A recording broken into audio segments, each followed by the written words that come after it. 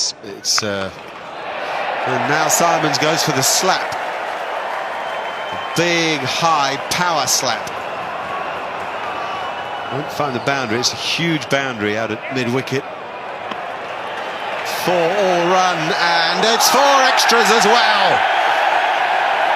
New Zealand chaos. Andrew Simons has an 8 on his scorecard. Aaron Redmond still thinking about a drop catch. And upon such moments do games hinge. Yeah, we saw the drop catch. This was the overthrow. Simons was always going to make this. And McCullum decides to have a throw. There were slips diving everywhere, and Simons was enjoying himself.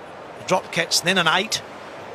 Then is Rudy going 4? No, sorry, 8. But Rudy Kurtzen had no idea, did he, how to signal that? Whether it was 2 4s or put up 8 fingers.